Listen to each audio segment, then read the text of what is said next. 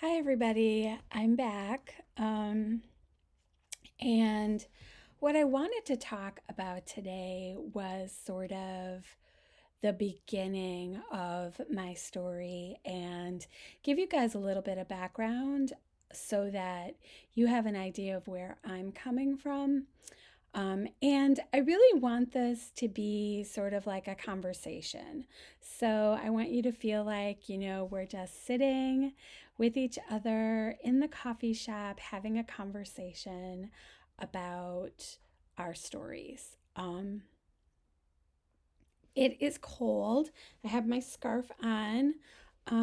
Autumn has come to Wisconsin, and I'm thrilled because I love autumn. It's my favorite season, but it's a little chilly in the house today, so that's why I'm all snuggly in my sweatshirt and my snuggly scarf. So, anyways, I come from a pretty religious family. My dad embraced Christianity. My dad is from Mexico. He embraced Christianity, but was never super serious about it. He would go to church pretty regularly, but I don't know that it really impacted his life or his decisions quite the same way as my mother's experience with religion did. So my mother um, was raised in an Assemblies of God church, and it was a fairly charismatic church, lots of, dancing in the aisles and speaking in tongues and things like that. And so that was what she was really accustomed to, was kind of like lively worship and lots of like gifts of the Spirit, kind of around. And and I should start by saying that I grew up in Madison, Wisconsin. I'm still in Madison, Wisconsin now. And I was born in 1970, so I grew up in the 70s. And my mother is from Platteville, which at the time was a pretty small community, but it has really grown over the years, especially with the university that's there. So, my mother grew up in a small town. Her parents were very strict. My grandmother was sort of a stern character. My grandfather, I think, was a little bit more of a pushover. I think my mother identified with my grandfather quite a bit because he was very outdoorsy, and she was also very outdoorsy. And so they got along better than my mother got along with her mother. But she was raised with a lot of apocalyptic thinking. So in my family, you might go and visit grandma and grandpa and have Christmas, or, I would go and stay in the summertime. And in the evening, after dinner, they would always sit around and have a bowl of ice cream. And that might sound kind of idyllic, but the conversation always seemed to turn to apocalyptic topics. So there were lots of discussions about the end times, and especially focused on like the Antichrist and technology, and things like that. And as a kid who was just kind of innocently sitting on the floor playing with my toys and listening to these conversations, I think I was picking up on a lot more than they thought I was. And so I started to develop fears really early on. I remember one conversation in particular where they were talking about how, you know, the government will be able to watch you through your television, and then later on with microwaves, through your microwave, and that they'll be able to see through walls. And this sort of developed into a conversation about how if you miss the rapture, there won't be anywhere to hide because they'll be able to see you. They'll be able to see through things. They'll be able to see you no matter where you are. And that was really terrifying to me as a kid. I was already really afraid of missing the rapture, even, as young as like 4 or 5 years old. I was really afraid of missing the rapture. And the idea that my one plan for survival, which was hiding, wasn't going to be possible was really terrifying to me. Um, my mother was always very fixated on hell and the rapture, not missing the rapture. And she, my parents introduced those topics to me at a really, really young age. So when I was a little girl, in 1972, I would have been about 2 years old. And in 1972 was when A Thief in the Night was uh, circulating for the first time among churches. And so, for those of you who aren't familiar, A Thief in the Night is a kind of more extreme version of like the Left Behind movies. And so, my very first memory, really clear memory, is of my father having to take me out of church because I was crying because they had taken me to the service where they were showing that film, and a lot of people in the congregation were emotionally upset while watching it. It was a new thing, like, people hadn't really um, seen things like that much. And so my parents took me, and I was very upset. And they would always tell the story afterwards that when I was a kid, I always sat in church and listened and behaved, and they never had to like put me in the nursery or anything like that, except for that one time when they took me to see Thief in the Night and I cried and they had to take me out of the theater. And so I have a really long history with that film series. And actually, that film series is a large part of the reason why I have complex PTSD, which is probably something I should tell you about myself. I have complex PTSD. And if you don't have any understanding of what that is, it's sort of like if you think of PTSD as being a reaction to something that occurs that's traumatic. So maybe, you see a traumatic accident and you develop PTSD because of that. Complex PTSD is when you have, over a long period of time, a reaction to lots of different things. So for me, I have reactions around the rapture and hell. I have reactions around poverty and sexual assault, and just there was like a myriad of things that happened to me when I was young that happened over and over again over a long period of time that have caused me to develop complex PTSD. And so I can be triggered pretty easily, or I should say, I was able to be triggered pretty easily. I am sort of finding relief for my complex PTSD through EMDR and EFT, which are topics that I hope to talk about in a future video. But so a lot of my fears around the rapture and hell have to do with my parents taking me to those movies, and my mother sort of developing an obsession with The Thief in the Night. And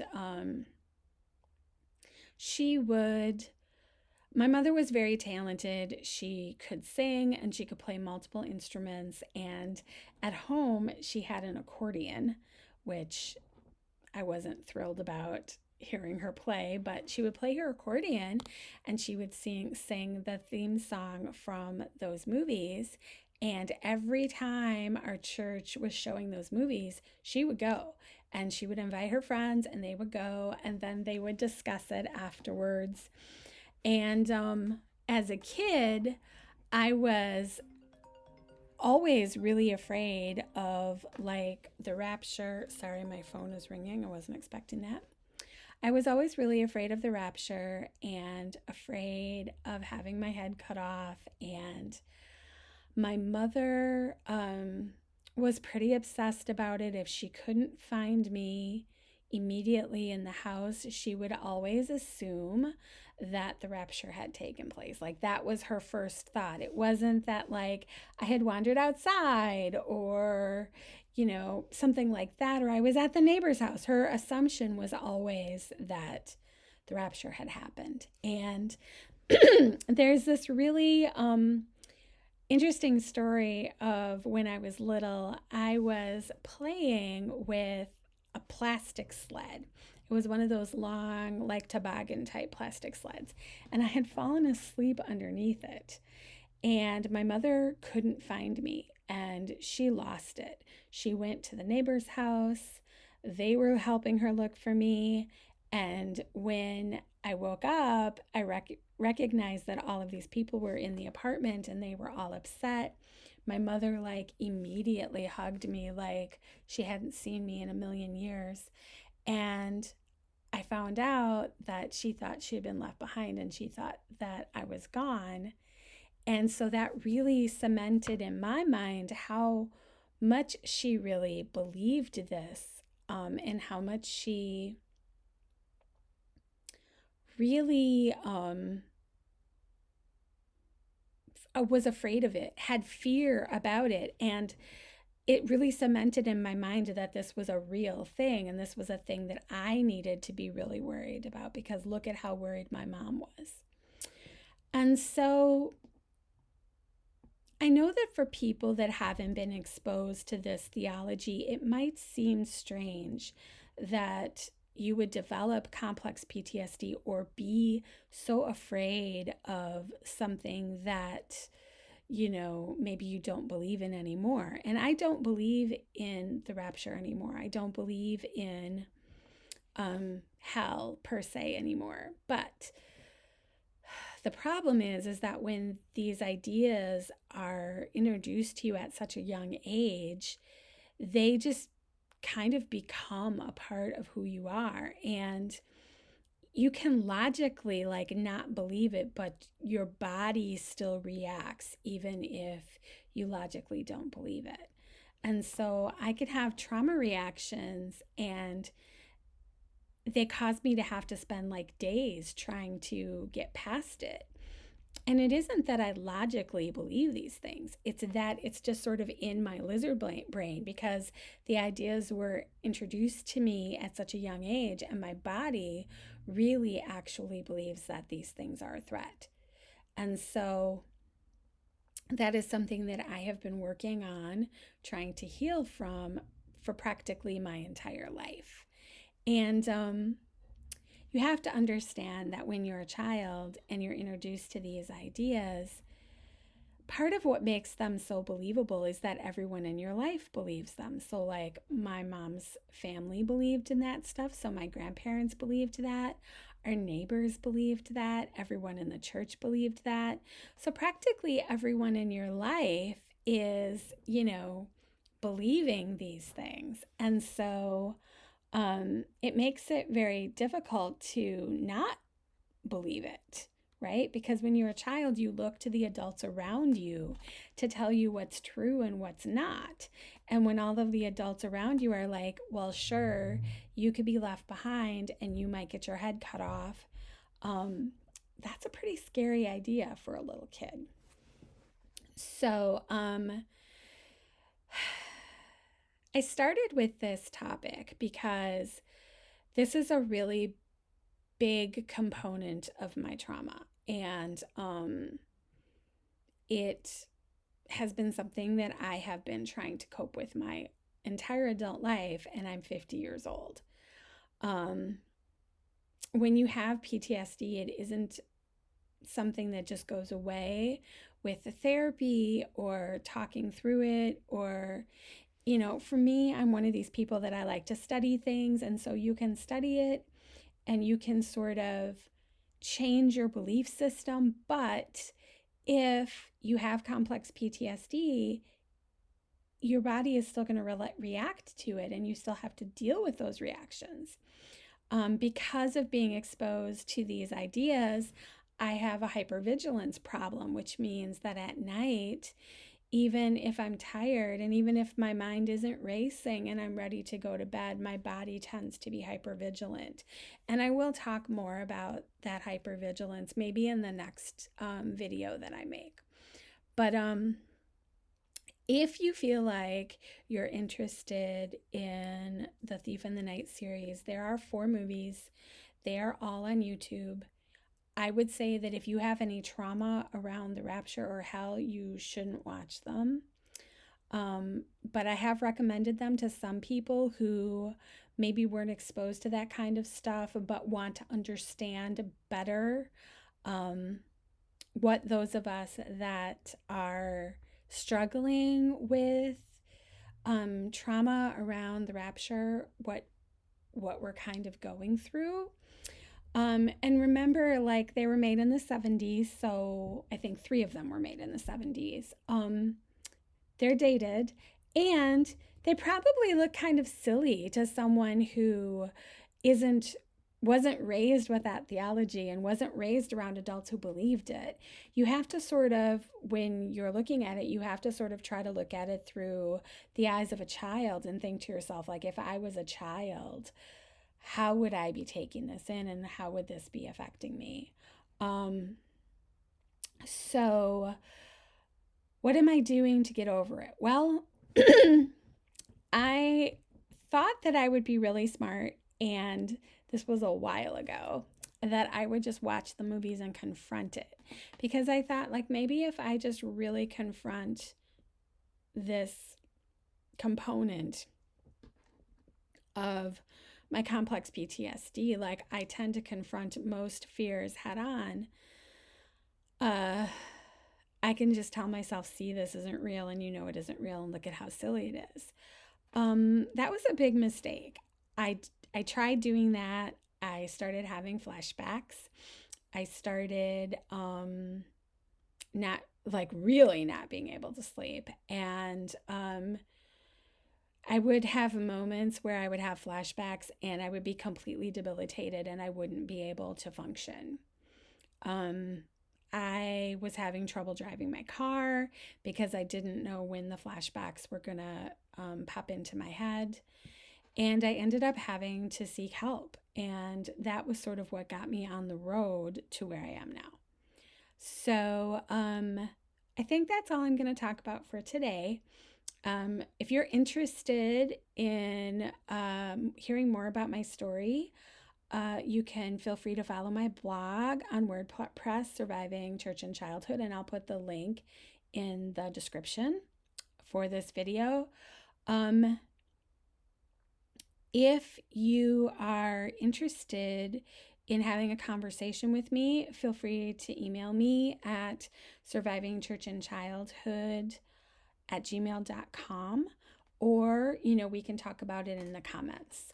I want to, reach out and help as many people as I can, because I know that there are a lot of people out there that struggle, that want to leave the church, but they struggle with their fears around hell and the rapture. And if there's anything that I can do to help you with that, I really want to make myself available for that. So let me know, and I'll try to make another video in a couple of days, and we'll talk soon. Bye.